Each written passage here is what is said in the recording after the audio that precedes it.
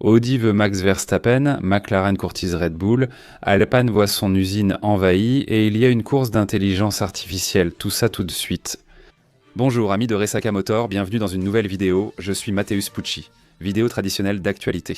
Mes amis, commençons cette vidéo en parlant de la course d'intelligence artificielle qui aura lieu à Abu Dhabi. Il s'agit justement de l'Abu Dhabi Racing League, c'est Abu Dhabi Racing League, je crois que c'est Abu Dhabi Racing League. Cette course vise à développer l'intelligence artificielle, et il y en a déjà eu. L'année dernière, elle a été très critiquée, mes enfants, mais sur le plan de l'ingénierie, ce fut un succès. Je me souviens que j'ai regardé et j'ai trouvé ça intéressant. Beaucoup de tours, beaucoup de voitures arrêtées sur la piste, mais c'était un coup d'envoi pour une idée vraiment intéressante. J'ai l'intention de regarder à nouveau cette année. La course est prévue pour demain, le 15 novembre, et elle mettra justement en avant les avancées significatives basées sur les leçons de la première course en 2024, même si l'année dernière il y a eu quelques incidents comiques et des défaillances techniques. Certaines améliorations du modèle EAV25 incluent des redondances dans les capteurs, un amortissement des vibrations et un renforcement de la sécurité pour une plus grande fiabilité, permettant à l'intelligence artificielle d'évoluer de comportements basiques vers des décisions indépendantes, comme prévoir les zones de freinage. Représentant une étape vers l'évolution dans le sport automobile autonome, je sais que c'est très controversé de parler de courses autonomes sans pilote. On enlève peut-être le principal intérêt du sport automobile, les pilotes et leur gestion des machines. Pour ma part, j'aborde surtout l'aspect technologique. Le développement de l'intelligence artificielle peut servir dans de nombreux domaines et secteurs de la société. Donc je ne vois pas cela nécessairement comme quelque chose qui va remplacer les pilotes, même si, fatalement, à un moment donné, il y aura vraiment des ligues d'intelligence artificielle. Cela va arriver, il n'y a pas moyen d'y échapper, mais je vois cela comme quelque chose destiné aux autres domaines de la société, plutôt que nécessairement aux courses. Dis-moi si tu as envie de regarder cette course, je pense que ça va être très intéressant. Je ne sais pas exactement à quelle heure ça va être diffusé, mais ça sera là-bas à Abu Dhabi. Et d'après ce que je vois ici, ça sera sur la chaîne officielle de A2RL. À 11h du Royaume-Uni, 11h du matin au Royaume-Uni. Ça fera quelle heure ici? Ce sera très tôt, vers 7 ou 8h du matin. Sur leur chaîne, il n'y a encore rien ici qui parle de l'heure, donc ok, pour nous au Brésil, ce sera à peu près à ce moment-là. Musique.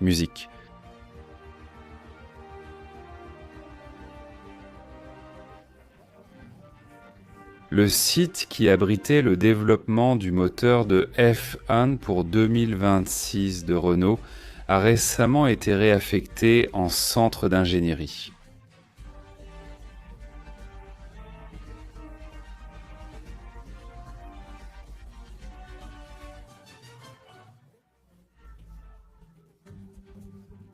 Après la décision d'abandonner le projet et d'opter pour l'approvisionnement en moteur Mercedes.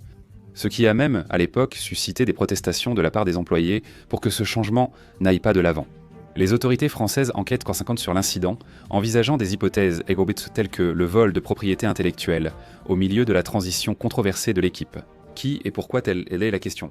Qui voudra de cette propriété des moteurs, par exemple Renault de 2026 ? Si c'est bien cela qui a été volé, n'est-ce pas? Si c'est bien cela, mais qui cela pourrait-il être? La Ferrari, Vassour là-bas est français. Cadillac fabriquerait-il son moteur? Qui sait? Il aurait suffi de négocier avec eux, proposer de l'argent contre la propriété intellectuelle. Négocier avec Renault était plus simple que d'envoyer les gars cambrioler, non? Mais c'est très curieux de voir qu'ils n'ont rien volé, rien endommagé, qu'ils ont peut-être volé une propriété intellectuelle. Mais de quelle propriété s'agit-il? Celle de la Formule 1 ou une autre, possiblement celle de la Formule 1 puisque c'était l'usine où se trouvait cette propriété. Cette situation est vraiment curieuse, un véritable mystère.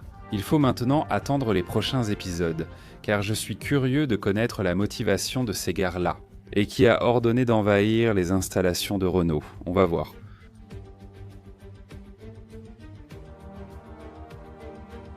Le changement de moteur de Max Verstappen au Grand Prix du Brésil a suscité un débat, McLaren remettant en question le plafond budgétaire. Cela sera discuté à la réunion de la commission F1 avec des conséquences possibles sur la lutte pour le titre, car la réglementation financière comporte une zone grise sur les changements pour la fiabilité ou la performance. Cela influence directement les choix stratégiques d'hommes de McLaren pour Lando Norris et Oscar Piazza, en tenant compte principalement des coûts élevés impliqués, estimés à environ 2 millions de dollars par unité de puissance. D'autres questions sont également discutées lors de la commission. J'ai ici le site de la Fédération internationale de l'automobile sous la main. Tu peux obtenir ce communiqué de presse, n'est-ce pas?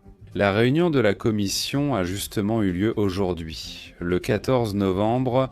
Je ne sais pas si le débat sur le réseau de bourse était prévu à cette réunion, ce sera pour la prochaine fois. Parce que lors de la réunion d'aujourd'hui, le 14 selon ce qui est indiqué ici, ce sera dans la description, là dans les sources. Pour vous, les sources, non mais là, ça sont toujours dans la description. Ils ont parlé du règlement de 2026, concernant la restriction des essais aérodynamiques, des peintures des voitures et des numéros des pilotes, ainsi que des questions liées au système de refroidissement. Mais il n'y a rien ici concernant la question de McLaren et de Red Bull. Cela sera sûrement reporté à la prochaine réunion. Prévu aujourd'hui, ils ont choisi de ne pas en parler. La Fédération internationale de l'automobile cache peut-être quelque chose, mais aujourd'hui, rien. Pourquoi McLaren pose-t-elle des questions? Et si Red Bull avait profité de la zone grise pour changer le moteur sans devoir l'inclure dans le plafond budgétaire? C'est fou, non? Dans la course au titre, chacun donne tout. J'ai hâte de voir ce que ce conflit va donner.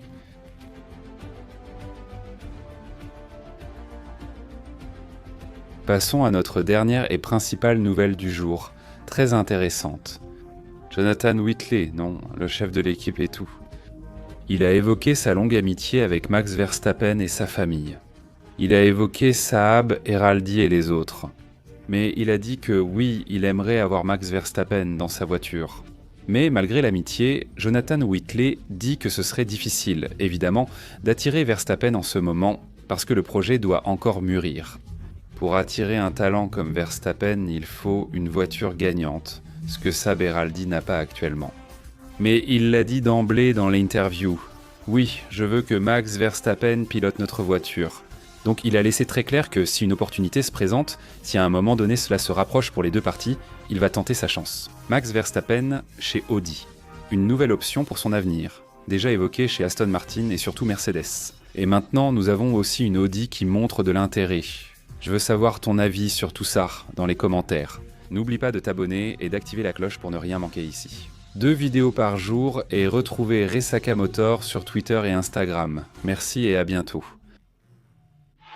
Transcription et parole.